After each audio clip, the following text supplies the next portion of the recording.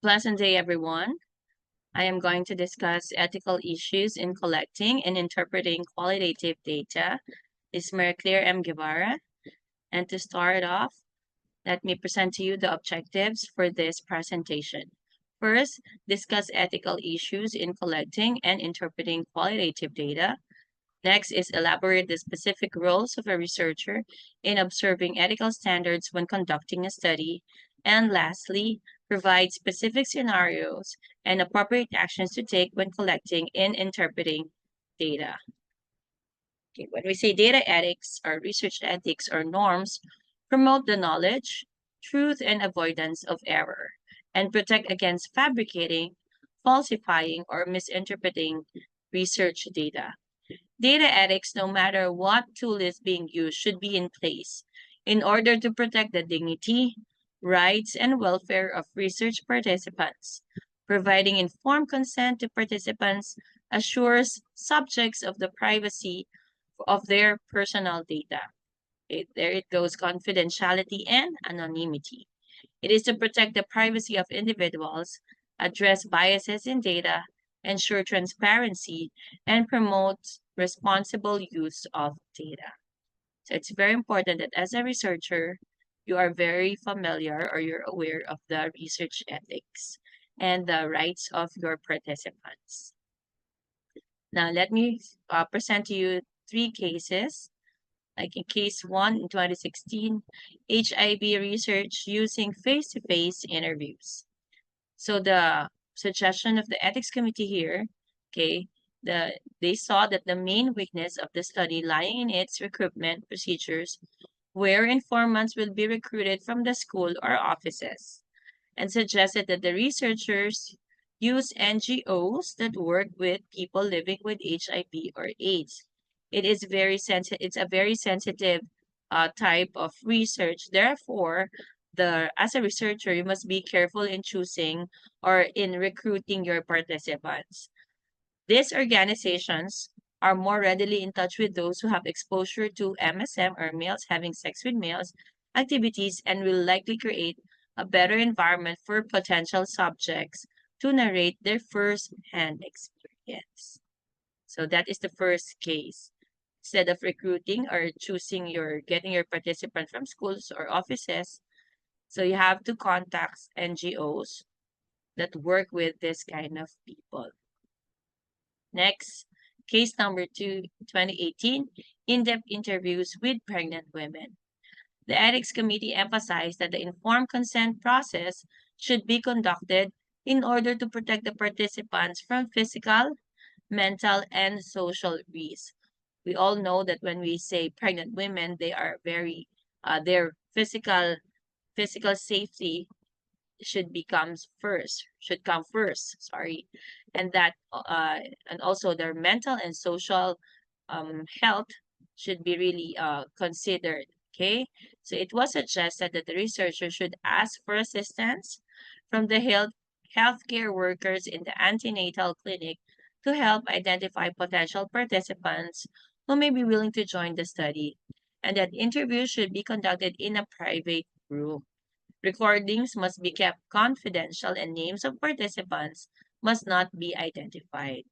Okay, we don't know how this pregnant women, maybe some of them are what do you call this unwanted cases. So we really have to be careful when it comes to their identity. Codes or aliases must be used instead of real names for transcription, and original recordings must be anonymized or transcribed in case the respondents want them destroyed. Okay. So it's like the case number 3 is like connected to case number 2. In 2019, there's a focus group with women with unplanned pregnancy. So do you think focus group would be a better way to interview women with unplanned pregnancy? Okay, so according to, if your answer is no, then you're right. Taking into consideration the scientific soundness, the collection of data using a focus group may be inappropriate for this study. The potential risks in this study are to the invasion of the privacy and breach of the confidentiality of the participants. It is difficult to ensure that every participant participant will respect the confidentiality of the private sensitive information that will be shared during the focus group discussion. Okay, although the researcher will guarantee or will assure the participant that everything that they're going to discuss will be put into confidentiality, will be treated with confidentiality. However, since it's a focus group, we are not sure about if each participant, okay, will respect the the information that they're going to hear. So the ethical committee considers an in-depth interview to be more appropriate as it could provide better privacy and confidentiality protection.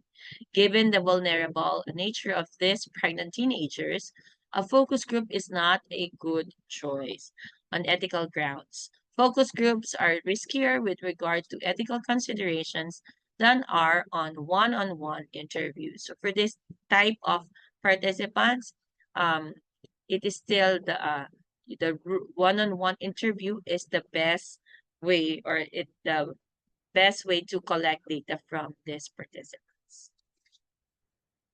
Now, since we are also conducting research that deals with digital data collection, then we have to know the ethical considerations when collecting the digital data. And now we have here a specific type of participants, which are minors. Okay. Digital data collection has created new challenge for ethics committees and institutions, as well as for researchers.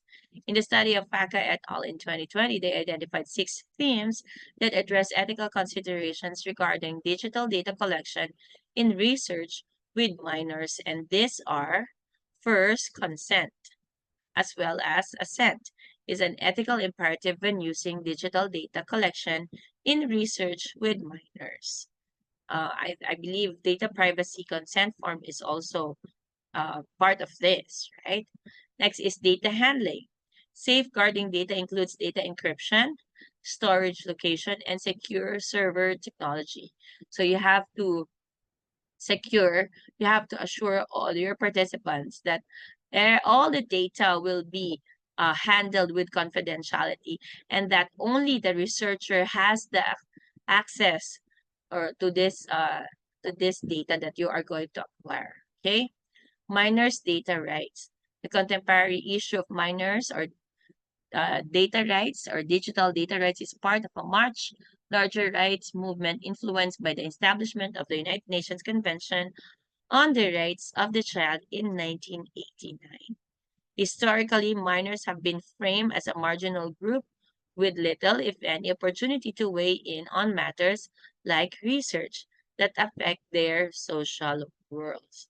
So we really have to put into consideration the rights of the children when we are acquiring data from them. Right?